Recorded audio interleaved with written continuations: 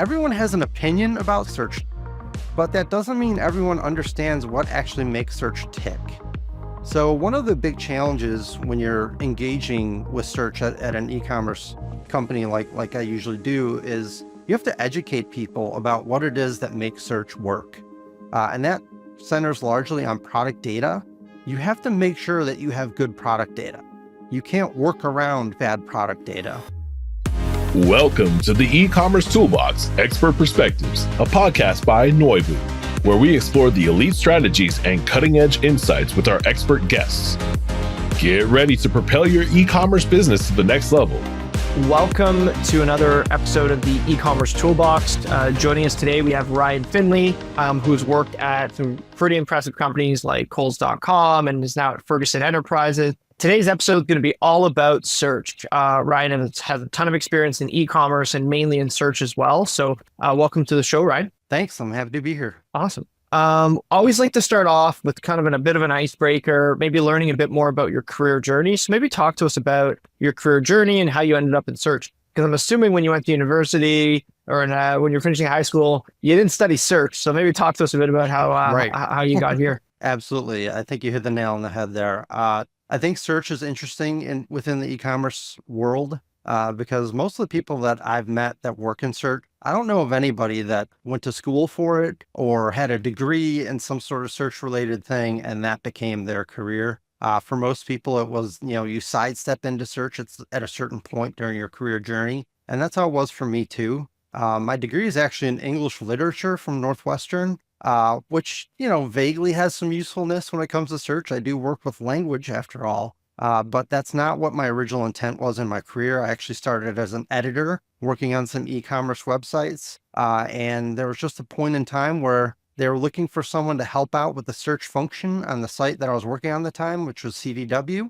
I offered to learn the sort of basics of how to run search as a backup. And roughly 2 weeks after I got trained as a backup, that person left the company. And then boom, I'm now the search guy. And I've been in it ever since. I really, really enjoy it. I love the way that you work in search because it's all about like solving little mysteries about customer intent and what customers were after when they search for certain terms, or what were they trying to do when they applied this filter or that filter. There's a lot of interesting ins and outs with search, and I really enjoy the kind of work that it provides me. Oh, love it. Well, maybe talk to us a bit about your time at Kohl's then, and how were you able to collaborate across multiple teams, and how important is that for that type of role, and making sure that everyone's aligning towards business objectives? Yeah, that's a great starter question because it's really integral to the whole search experience and running search. You cannot do it in a silo. If you just try to run search off in a corner at a company somewhere, you're just not going to be successful at it. You have to be able to collaborate with a bunch of different teams. So over my career, I've collaborated with many different areas of e-commerce businesses, from development to marketing in some cases. Product data is very, very important to search. And maybe most important is the merchandising teams. So in many companies, the search function is actually embedded directly into digital merchandising, which does make sense. Because they share some sensibilities around like the idea of trying to give the right product to the customer at the right time within the result set, and managing how they see products and find products on the site. So they do work nicely hand in hand. But the one thing that you have to be aware of when you're working with merchandising teams within search is you want to make sure that the merchandising goals don't overwhelm the search relevancy. Because when a customer types in, let's say, women's dress, you better show them women's dresses in your result set. You don't want to show them women's jeans just because your company is pushing that at that particular time. So you need to strike that balance between those two things. Makes a lot of sense. And when you first came in, and obviously you'd mentioned that you didn't just stumble into it. Obviously you had some skills that were developed from your career and kind of just more so as a serendipitous. What were some of the initial challenges that you can recall when you went into that role, and how'd you overcome them? Yeah, that's a really interesting subject to think about within search. The interesting thing is that within search, almost everyone is familiar with search. We all use search on our phones. We all use search on websites, whether that's Amazon or Google or Best Buy or whatever. So everyone has an opinion about search, but that doesn't mean everyone understands what actually makes search tick. So one of the big challenges when you're engaging with search at an e-commerce company like I usually do is you have to educate people about what it is that makes search work. And that centers largely on product data.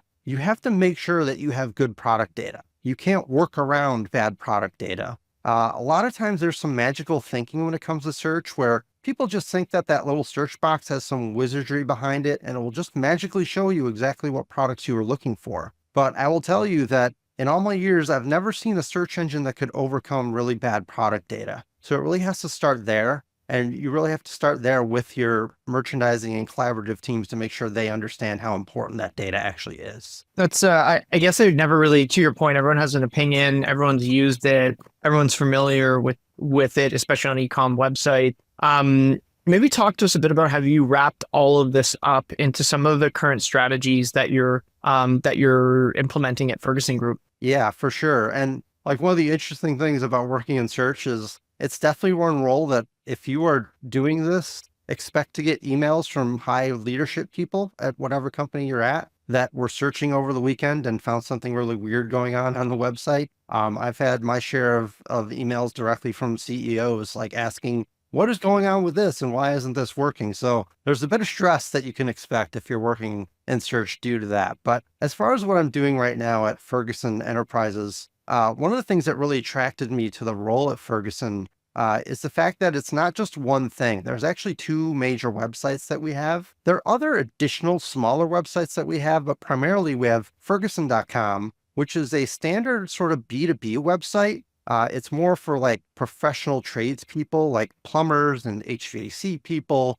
Industrial projects will run through there, fire and fabrication, all these really complex things. Working with governments, working with big organizations, or working with like a builder that is building, houses in a development somewhere. On the other hand, we have build.com, which that is more of a standard B2C direct to customer sort of channel. If you're a homeowner and you need a new kitchen faucet, you can search for it and find it on build.com and have it shipped to you pretty quickly. If you need a shower door, if you need tile for the bathroom, those sort of things. More like B2C homeowners that you're dealing with in that situation. And it's really interesting because those two customer types, they act very differently. The B2B side on Ferguson.com is much more focused on actually searching for product numbers, like very, very specific things. Whereas on build.com, they're much more likely to be searching for kitchen sink or kitchen faucet or, maybe bathroom faucet and things of that nature.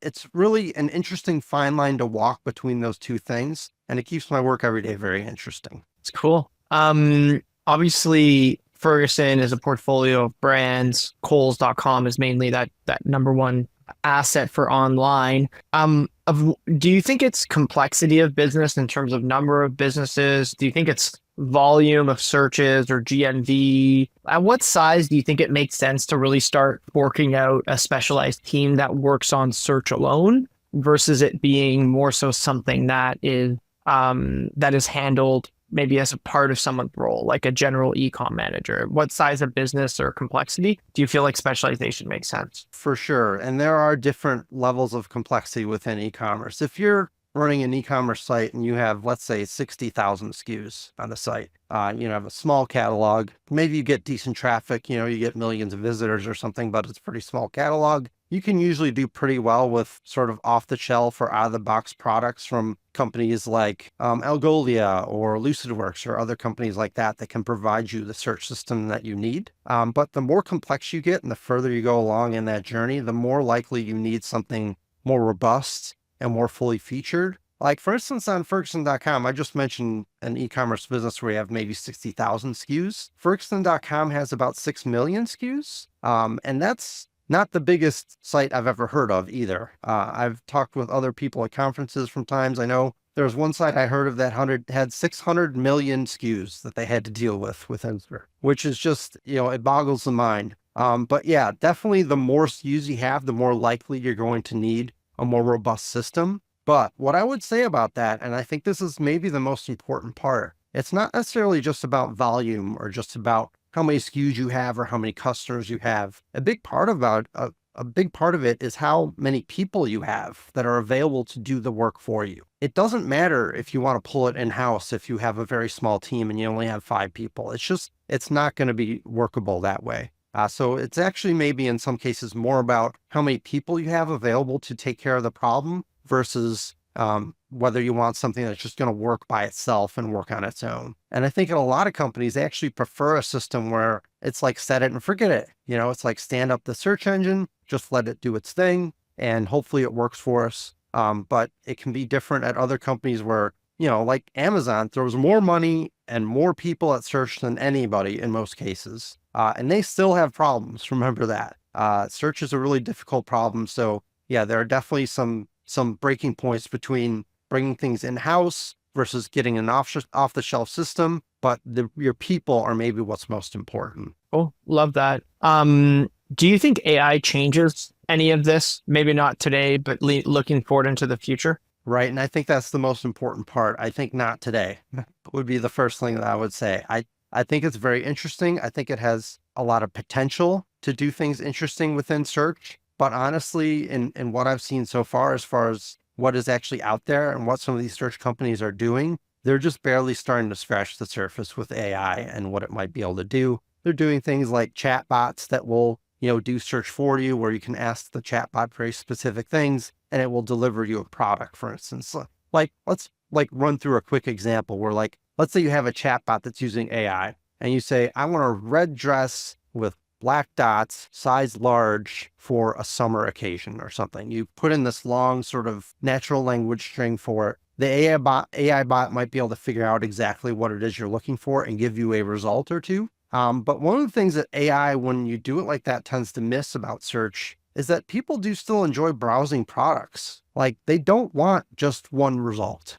They want the first result to be the most relevant, but that doesn't mean they want just one result and nothing else. They want to see what their choices might be. They want to see what other options might come up that are similar, but maybe not exactly, because they still want to have that sense and that feeling that they're browsing in a store. And until AI can get to something like that, where it's more like delivering a suite of products to customers or like a whole result set that is interesting in many different ways, I don't think it's really ready for it to be used in search directly at this point. An interesting perspective, I think. And obviously, in the next topic we'll talk about is a bit about how you've been able to leverage data across your career to actually inform these decisions. And I'm assuming a lot of data will be going into understanding when these new systems are actually candidly working or not.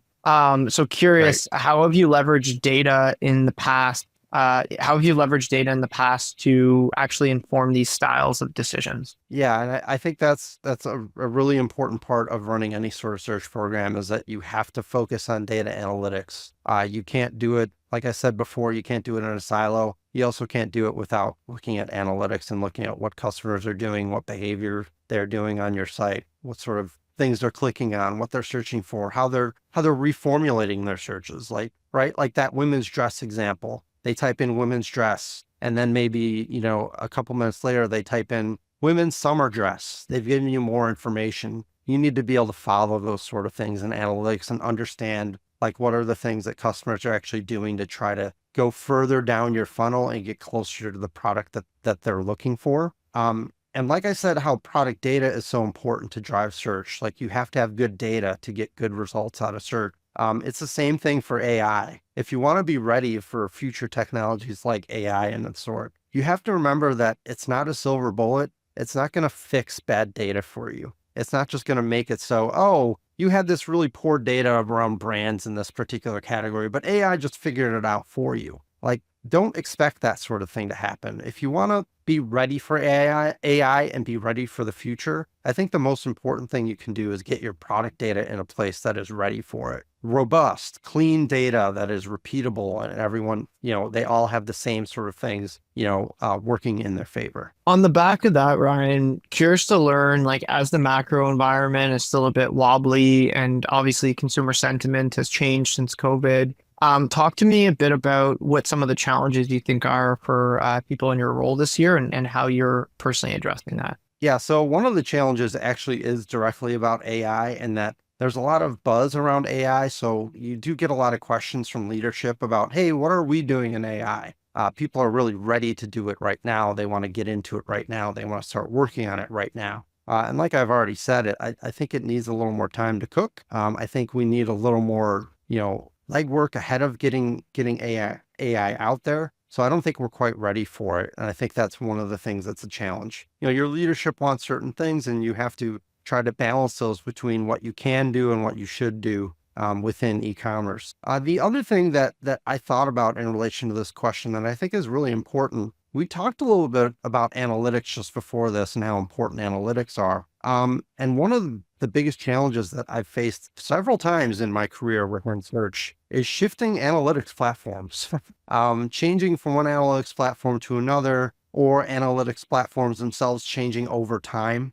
For instance, right now, Google Analytics is going through a big transition from Universal Analytics or GA360 to Google Analytics 4. And it's a wholesale change of that platform, which makes it difficult. You have to relearn a lot of stuff. And those are the kind of things that really, get in the way of other things as it relates to search.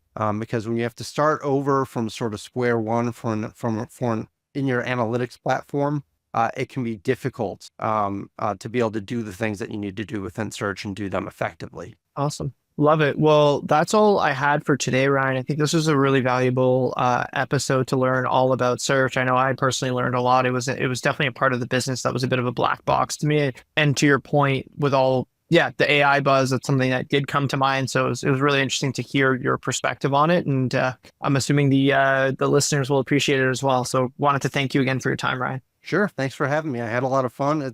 I love talking about search. And I think you talking about it like the black box, I think is really important, that people understand that it's not magical. There's actually people behind that search box trying to make it work. Makes a ton of sense. Thanks again. The Ecommerce Toolbox Expert Perspectives is brought to you by Noibu. To find out more about Noibu and how we can help you debug your e-commerce site and rocket your revenue, visit www.noibu.com. That's noibu.com. And then make sure to search for the Ecommerce Toolbox Expert Perspectives on Apple Podcasts, Spotify, Google Podcasts, or anywhere else podcasts are found, and click subscribe so you don't miss out on any future episodes. On behalf of the team here at Noibu, thanks for listening.